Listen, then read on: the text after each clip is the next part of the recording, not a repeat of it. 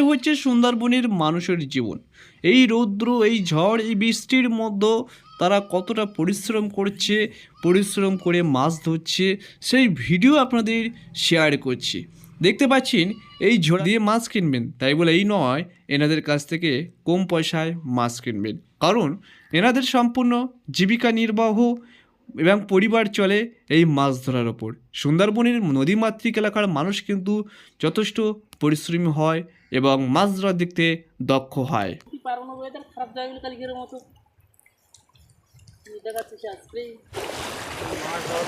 আর মাছ দেখতে পাচ্ছ ধোয়ার জন্য নিয়ে যাচ্ছে।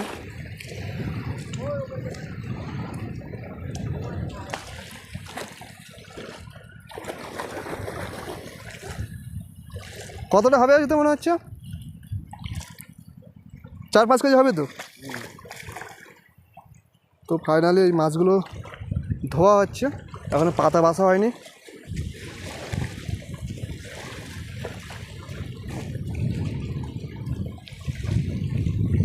সব রকম রয়েছে তো, দেখতে পাচ্ছি সব রকম মাছ কিন্তু রয়েছে।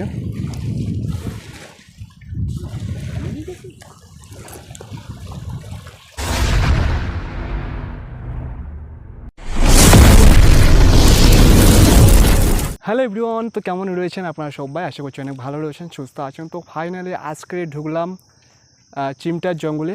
তো জঙ্গলের মধ্যে অনেক দিন বাদে ঢোকা হয়েছে, আর এই জঙ্গলটার মধ্যে অনেক দিন বাদেও এসেছি। তো এই জঙ্গলের মধ্যে একটু মাছ ধরতে যাব, মানে একজনের নৌকাতে, এত দা নৌকাতে যাব।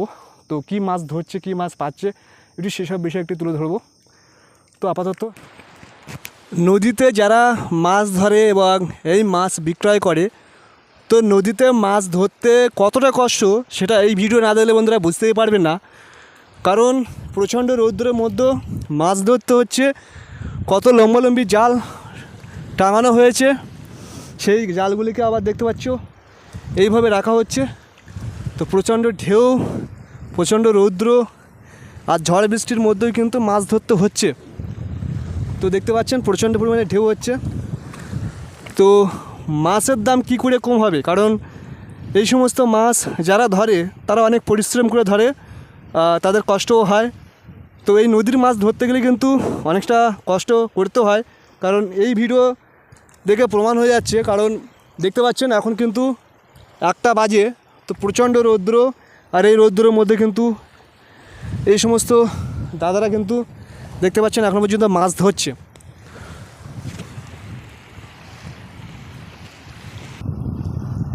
নদীর প্রচণ্ড হাওয়ায় দেখতে পাচ্ছেন যে পাটা জাল দিয়েছিল, সেই পাটা জাল কিন্তু এখানে খুলে গেছে এবং প্রচণ্ড হাওয়া হয়েছে। তো এই যে ঢেউ হচ্ছে, প্রচণ্ড ঢেউ নদীর, এই নদীর গর্জনে দেখতে পাচ্ছেন এত হাওয়া হচ্ছে যে এই যে জালটা দেওয়া ছিল, জালটা কিন্তু এখানে খুলে গেছে। আর অ্যাকচুয়ালি প্রচণ্ড ঢেউ হচ্ছে এই মুহূর্তে।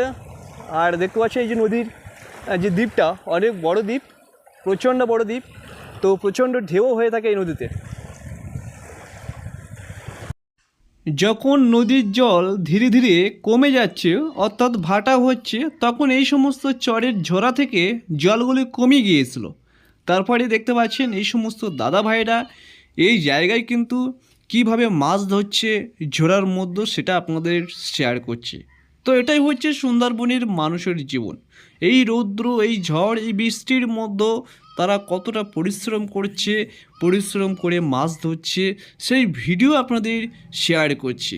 দেখতে পাচ্ছেন এই ঝড়ার কিন্তু আর কোনো রকম জল নেই, কারণ নদীর জল ধীরে ধীরে নিচে নেমে যাচ্ছে। আর এটা কিন্তু চরের সেই সৌন্দর্য আপনাদের তুলে ধরছি। আমরা অনেকেই ভাবি সুন্দরবনের মানুষ কেন এত পরিশ্রমী, তার কারণ তারা কিন্তু ছোট থেকেই এই নদীমাতৃক দেশে, নদীমাতৃক গ্রামে বসবাস করে কিন্তু তারা পরিশ্রমী হয়। তারা রৌদ্র, বৃষ্টি, ঝড় সমস্ত বাধাকে বিপন্ন করে তারা কিন্তু অনেক পরিশ্রমী হয়ে থাকে, তাই তারা কৃষিকাজেও দক্ষতা। দেখতে পাচ্ছেন এখানে একটা নির্জাল দেওয়া রয়েছে, আর এই দাদাভাই কীভাবে মাছ ধরছে। এখানে কিছু মাছ আপনাদের শেয়ার করছি, যে মাছগুলি কিন্তু অল্প পরিমাণে হয়েছে, যে খুব বেশি পরিমাণে হয়েছে সেটাও নয়।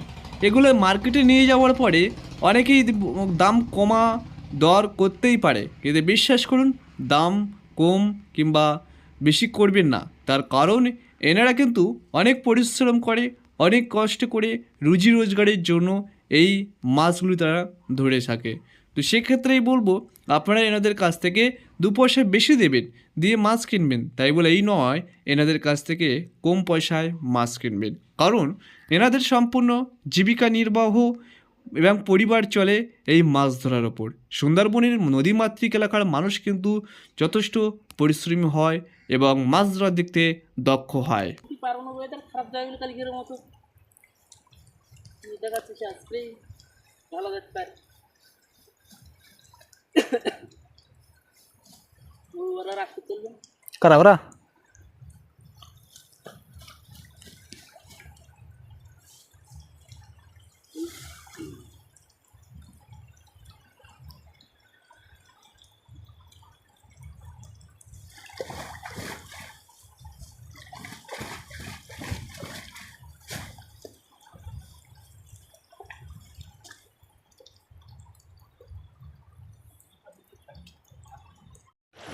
কত ঢেউ দেখতে পাচ্ছ, প্রচণ্ড ঢেউ রয়েছে।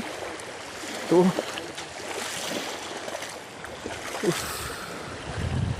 এই নদী আর মাছ দেখতে পাচ্ছ ধোয়ার জন্য নিয়ে যাচ্ছে।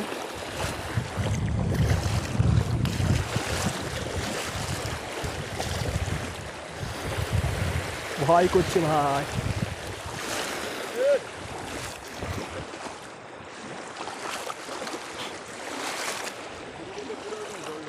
তো দেখতে পাচ্ছ এই ঢেউর মধ্যে হাঁটছি, আর ওনারা যাচ্ছেন, ওই দাদারা তো কীভাবে যাচ্ছেন দেখতে পাচ্ছেন।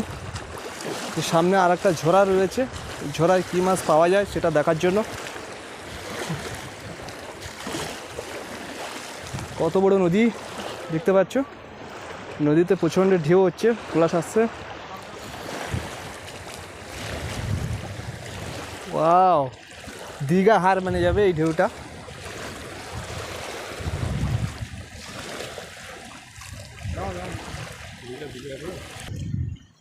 এই যে নদী দেখতে পাচ্ছেন, এই নদীতে কিন্তু কুমির, কামড় সব কিছু থাকে। এই সিমটার নদী খুব ভয়ঙ্কর একটা নদী।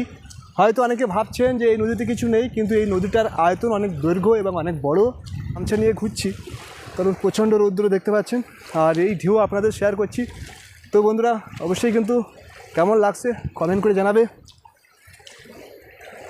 এই দেখো সামনের দাদাটা কিন্তু এই মাছ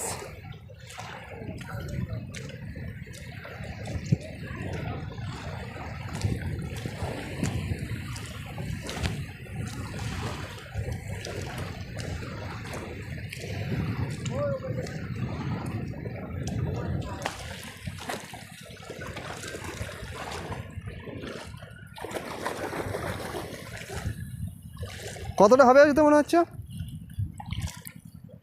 4-5 কেজি হবে তো। তো ফাইনালি এই মাছগুলো ধোয়া হচ্ছে, এখনো পাতা বাছা হয়নি।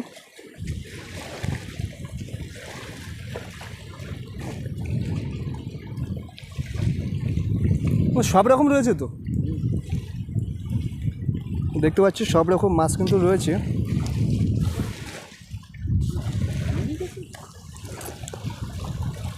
এখন এই সামনে একটা ঝরা রয়েছে, এই ঝরাটা কী মাছ পাওয়া যায় দেখার জন্য কিন্তু ওয়েটিং করছি আমরা। আপাতত ততটা মাছ পড়েনি এই ঝড়ায়। তো ফাইনালি জাল ঘুরানো হচ্ছে, তো আমরা চলে যাব। অনেক টাইম হয়ে গেছে, তো এখন খাওয়া দাওয়া কিছু করা হয়নি। তো ভিডিওটা কেমন লেগেছে অবশ্যই কমেন্ট করে জানাবে, আর অবশ্যই নতুন হলে চ্যানেল সাবস্ক্রাইব করে পাশে থাকবে।